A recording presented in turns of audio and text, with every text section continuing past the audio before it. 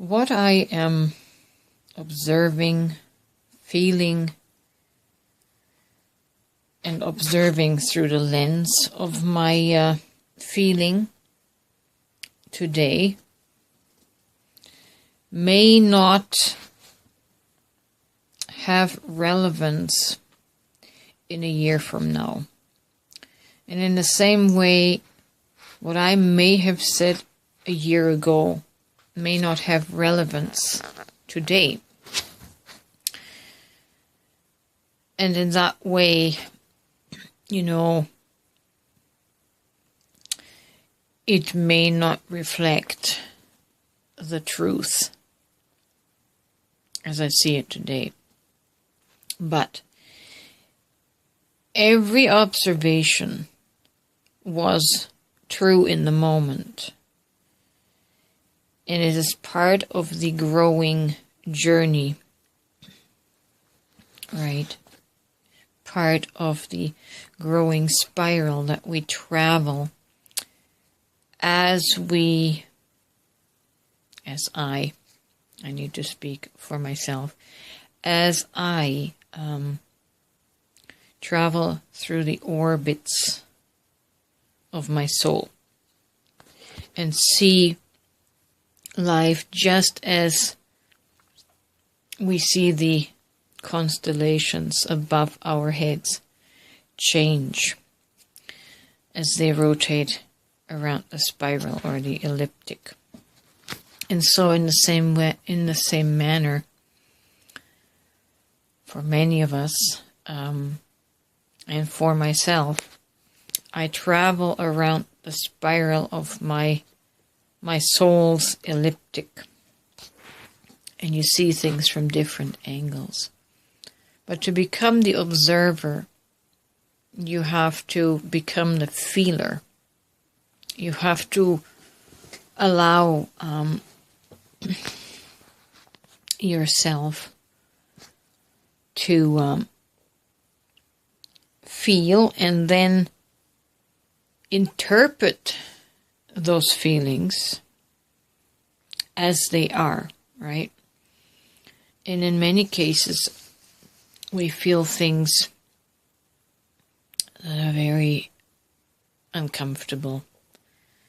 We feel the pain of having been wrong. We feel the pain of embarrassment. We feel the pain of shame. We don't like feeling that. And so, in most cases, we suppress that, or we find an excuse. And we just don't allow ourselves to experience the pain that will bring us back to the event, the painful event, the memory that first made us feel that way. But recently I've had to feel one of those painful moments again. I had to get connected to the emotion of being disrespected and then find that emotion within myself to see where I am disrespecting myself. This is especially true for when we don't value ourselves at a subconscious level.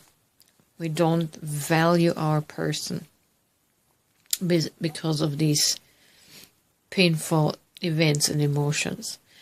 And in a subconscious way, that turns us into seeking our value externally through external validation. And so we become the fixers. We become the saviors, and we preoccupy ourselves with saving others, because that was instilled in us to be of virtue. That is how we can add virtue to our low self-esteem, by doing good, by trying to help others.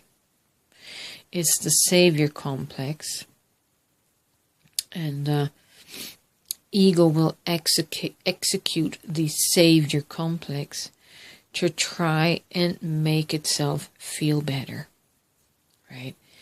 But I have, I've seen the shadow side of that in myself, to where I am so focused externally on placing so much focus and energy and love external of myself on the people I care about, that to the point of neglecting myself, disrespecting myself. And recently that was mirrored back to me by my twin soul. Bless her soul is all I can say. And how I have been disrespecting myself. How I have not been standing up for myself. Right? And so that was reflected back to me in communications of no substance. And so that became a trigger for me. I had to allow myself to feel this disrespect deeply. I had a little cry over it, cried it out, got in touch with that wound, and realized how I was overextending my energy and giving it where it wasn't even asked for. You see, at a subconscious level, somehow I was seeking compensation by doing that. It was meant to make me feel better about myself, in the sense of, look of what a great caring person you are, Renee. Right? So caring for others, but neglecting and disrespecting my own boundaries. And these are tough lessons. But if you have a twin flame, you're blessed, because they will send you right back into yourself and deal with these internal issues, and basically tell you to mind your own business. Mind your own business. M.Y.O.B. And it is hard. Sometimes you can have an overactive heart chakra that just is so open that it will just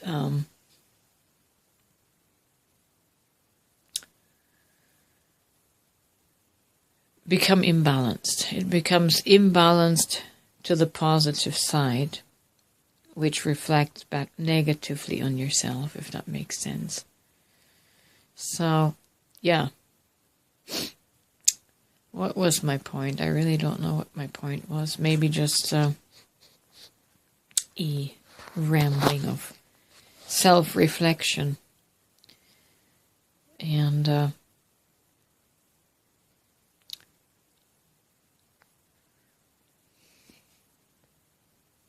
I've run out of words. Anyways, thanks for your time. Thanks for listening. I hope you get something from this. And I wish you a good day today.